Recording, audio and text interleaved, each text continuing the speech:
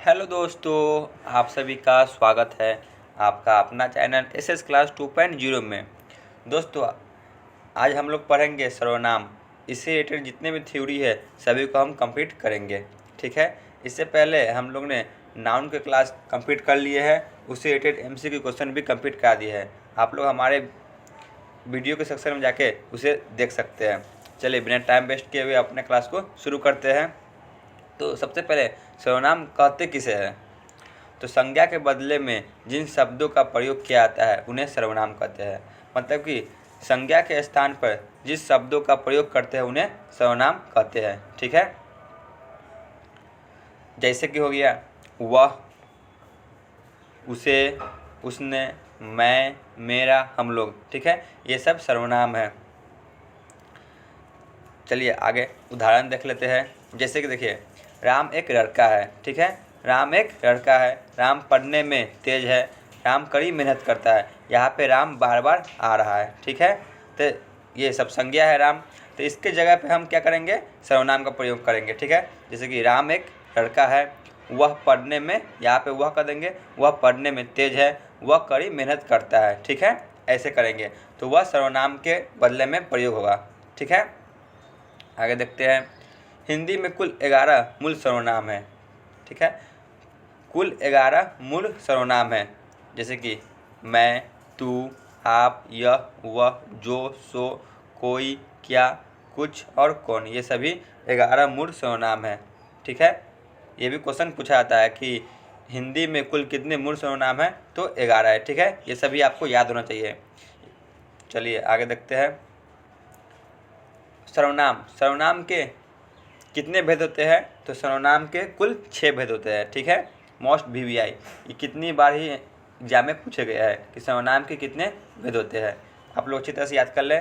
सर्वनाम के 6 भेद होते हैं। ठीक है, सबसे पहले पुरुषवाचक सर्वनाम, फिर निश्चयवाचक सर्वनाम, अनिश्चयवाचक सर्वनाम, यहाँ पे कर लीजिए अनिश्चयवाचक सर्वनाम। ठीक है, फिर संबंधवाचक सर्वनाम, निजवाचक सर्वनाम और प्रश्नवाचक सर्वनाम। ठीक है, कुल मिला के 6 सर्वनाम होते हैं। पुरुषवाचक सर्वनाम, निश्चयवाचक, अनिश्चयवाचक, संबंधवाचक, निजवाचक और प्रश्नवाचक। चलिए एक एक करके हम सभी के बारे में जानते हैं। तो सबसे पहले पुरुषवाचक सर्वनाम किसे कहते हैं? जिस सर्वनाम से बोलने वाले, सुनने वाले या जिसके बारे में कहा जाए उसका बोध हो उसे पुरुषवाचक सर्वनाम कहते हैं। ठीक है, जैसे कि जानते हैं आप लोग, उदाहरण समझेंगे तो आपको बहुत अच्छी तरह से समझ में आएंगे। ठीक है, जैसे कि मैं, मैंने, हम लोग, आप, आपको, उसकी, उसकी आदि, ये सभी क्या है? तो पुरुषवाचक सर्वनाम का उदाहरण है। ठीक है, जैसे कि देख लेते हैं। मैं कल आपको उसकी कार दूंगा। ठीक है, मैं कल आपको उसकी कार दूंगा, इसमें है पुरुषवाचक सर्वनाम है। मैंने बोलने के लिए प्रयोग किया गया है। ठीक है, मैंने क्या है? तो बोलने के लिए प्रयोग है। ठीक है, देख लीजिए। फिर आपको यह सुनने के लिए प्रयोग है। उसकी, तो उसके बारे में चर्चा की जा रही है। ठीक है, समझ में आ गया? कोई दिक्कत? और कोई दिक्कत हो आप कमेंट सेक्शन में बता सकते हैं। चलिए आगे जानते हैं। पुरुषवाचक सर्वनाम के 3 भेद होते हैं। ठीक है, ये भी बहुत इंपॉर्टेंट है। पुरुषवाचक सर्वनाम के कितने भेद होते हैं? तो पुरुषवाचक सर्वनाम के 3 भेद होते हैं। उत्तम पुरुष, मध्यम पुरुष, अन्य पुरुष। ठीक है, चलिए जानते हैं तीनों के बारे में एक एक करके। तो सबसे पहले उत्तम पुरुष किसे कहते हैं? जैसे कि मैं, मैंने, हम, हमने, मेरा, मेरी, हमारा, हमारी आदि को उत्तम पुरुष कहते हैं। ठीक है, ये सभी उत्तम पुरुष का उदाहरण है। ये भी आपको याद रहना जरूरी है। जैसे बोलने वाला, इसका प्रयोग सिर्फ अपने लिए करते हैं। ठीक है, जैसे कि जो हम बोल रहे हैं अपने लिए करते हैं, जैसे कि मैं, मैंने, हम, हमने, मेरा, अपने लिए प्रयोग कर रहे हैं, उसी को उत्तम पुरुष कहते हैं। जैसे देख लीजिए, मैं आम खाता हूँ। ठीक है, मैं आम खाता हूँ, तो मैं क्या हो गया? उत्तम पुरुष। मैं अपने लिए बोल रहा हूँ, उसके मैं उत्तम पुरुष हो गया। जैसे मैं पढ़ाता हूँ, तो इसमें मैं क्या हो गया? तो उत्तम पुरुष हो गया। ठीक है, अपना लिए प्रयोग करेंगे उसे उत्तम पुरुष कहेंगे। ठीक है, चलिए आगे जानते हैं। मध्यम पुरुष, मध्यम पुरुष किसे कहते हैं? तो तू, तुम, आप, तुम लोग, आप लोग, तुम्हारा, तुम्हारी, आपका, आपकी, आपके, ये सभी क्या है, तो ये सभी मध्यम पुरुष है। इसका प्रयोग सुनने वाले के लिए कहा जाए, मतलब कि हम जिसे बोलते हैं वो सुन रहे हैं उसके लिए प्रयोग किया जाता है। जैसे देख ले, तुम अच्छे हो, तो तुम क्या है, तुम मध्यम पुरुष है। हम किसी के बारे में बोल रहे हैं, वो सुन रहे हैं, तो वो क्या हो गया, मध्यम पुरुष। ठीक है, चलिए जानते हैं इसके तीसरा भेद के बारे में। अन्य पुरुष, अन्य पुरुष किसे कहते हैं?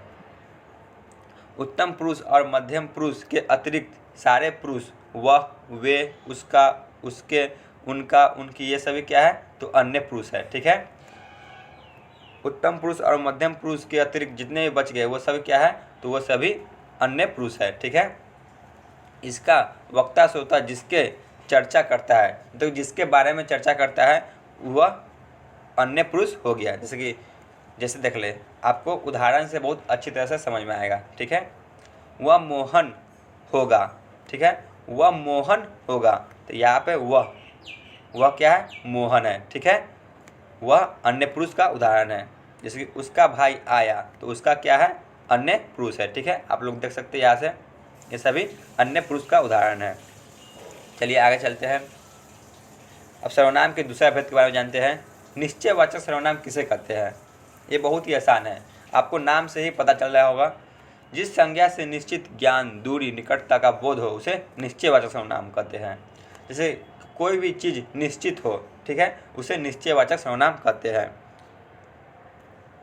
यह, वह, ये और वे, ये सभी निश्चयवाचक सर्वनाम है। आपको याद करना है, ये सभी, ये चार को चीज़ आपको याद करना ही है। ठीक है, वे, ये, वह और यह, ये सभी निश्चयवाचक सर्वनाम है।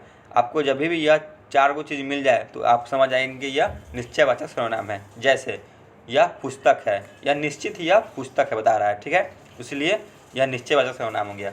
वह राम है, बता रहा है क्या, कि वह राम ही है।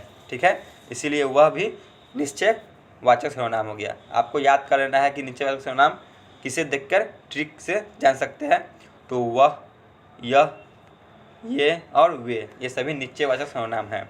ठीक है, अगर आपको किसी प्रकार की दिक्कत हो तो आप कमेंट सेक्शन में बता सकते हैं।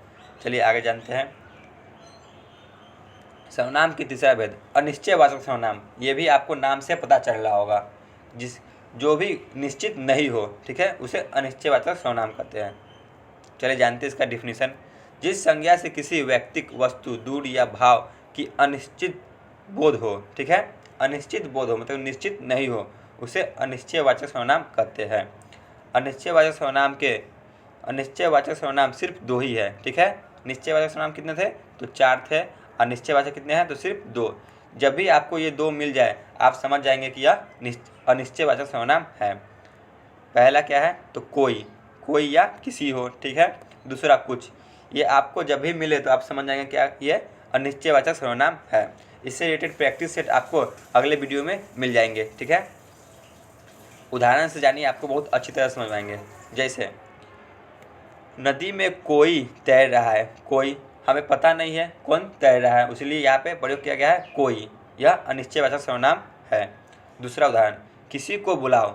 अब किसको बुलाना है वो भी हमको पता नहीं है, इसीलिए ये भी अनिश्चयवाचक सर्वनाम का उदाहरण है। जैसे हम कहते उसे बुलाओ या वे लड़के हैं, तो यह निश्चयवाचक सर्वनाम है। ठीक है, हमें पता ही नहीं है कि हमें किसे बुलाना है, ये अनिश्चयवाचक सर्वनाम है। ठीक है, चलिए आगे बढ़ते हैं। संबंधवाचक सर्वनाम किसे कहते हैं? ये भी बहुत आसान है, आपको नाम से ही पता चल जाएगा।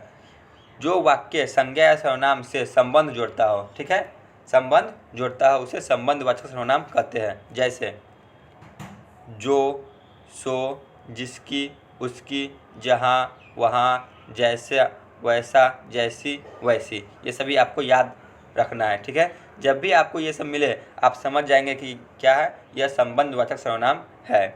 जैसे देख ले, आपको यहाँ से बहुत ही अच्छे से समझ में आएंगे। ये सब ट्रिक है, आपको ये जब भी मिले आपको समझ जाएंगे क्या संबंधवाचक सर्वनाम है। जो सोता है सो खोता है। ठीक है, जो सोता है सो खोता है, यहाँ पे खोता कर लीजिएगा। जो सोता है वो खोता है। ठीक है, ये क्या है, तो संबंधवाचक सर्वनाम है, याद देख लीजिए, जो, सो। ठीक है, दूसरा, जिसकी लाठी उसकी भैंस। ठीक है, जिसकी लाठी उसकी भैंस, यहाँ पे दिया हुआ है जिसकी लाठी उसकी भैंस, ये भी क्या है, तो संबंधवाचक सर्वनाम है। आप लोग ट्रिक से याद कर लीजिएगा, जब भी आपको ये सभी मिले आप समझ जाएंगे क्या ये संबंधवाचक सर्वनाम है। चलिए आगे जानते हैं सर्वनाम के 5वां भेद, निजवाचक सर्वनाम। ये भी बहुत ही आसान है। निज मतलब कि अपना, ठीक है, अपने बारे में बताया जाए उसे निजवाचक सर्वनाम कहते हैं। चलिए उदाहरण क्या कहता है, जैसे कि डिफिनीशन क्या कहता है उसके बारे में जानते हैं। जिस सर्वनाम से स्वयं या निज मतलब कि अपना का बोध हो उसे निजवाचक सर्वनाम कहते हैं, ठीक है। निज का मतलब ही अपना होता है या खुद होता है। उदाहरण से जानते हैं, मैं आप ही लिख लूँगा, मतलब कि आप मतलब यहाँ पे आप नहीं है, मतलब कि यहाँ पे खुद है, ठीक है। मतलब कि अब मैं अपने आप ही लिख लूँगा या मैं खुद ही लिख लूँगा, ठीक है। जब भी आपको आप मिले, ठीक है, या खुद मिले तो आप समझ जाएंगे क्या यह निजवाचक सर्वनाम है। मैं स्वयं ही चला जाऊँगा, यहाँ भी स्वयं मतलब कि खुद, ठीक है, खुद ही चला जाऊँगा, ये भी निजवाचक सर्वनाम का उदाहरण है। चलिए हम लोग जानते हैं आज के 6ठा भेद के बारे में, जो कि सर्वनाम के आखिरी भेद है, प्रश्नवाचक सर्वनाम। ये तो बहुत ही इजी है, आपको नाम से ही पता चल रहा होगा, इसमें प्रश्न पूछा जाए, ठीक है। फिर डिफिनीशन जानते हैं क्या बोल रहा है। जिन शब्दों से किसी व्यक्ति को वस्तु से प्रश्न का बोध हो उसे प्रश्नवाचक सर्वनाम कहते हैं, ठीक है। किसी से ही प्रश्न का ज्ञात हो उसे प्रश्नवाचक सर्वनाम कहते हैं। ये मुख्यतः तौर पे दो ही होते हैं, ठीक है, कौन हो गया और क्या, ठीक है। आपको ज़्यादा नहीं याद करना है, बस कौन याद कर लीजिए और क्या, ठीक है, कौन और क्या, ये दोनों क्या है तो प्रश्नवाचक सर्वनाम है। चलिए उदाहरण जानते हैं। कौन आ रहा है, ठीक है, कौन आ रहा है, यह प्रश्न पूछा जा रहा है कि कौन आ रहा है। दूसरा, राम क्या खा रहा है, राम क्या खा रहा है, ये भी प्रश्न पूछा जा रहा है, ठीक है। दोस्तों आज का क्लास यहीं पे ख़त्म होता है। आप लोग कमेंट सेक्शन में ज़रूर बताइएगा कि आपको यह क्लास कैसा लगा। दोस्तों हम पूरा प्रयास कर रहे हैं कि आपको जितना शॉर्ट से शॉर्ट ट्रिक हो और अच्छी तरह से समझ सके ऐसा प्रयास कर रहे हैं। आप लोग नए हो तो हमारे चैनल को अवश्य सब्सक्राइब करें और शेयर ज़रूर करें। धन्यवाद।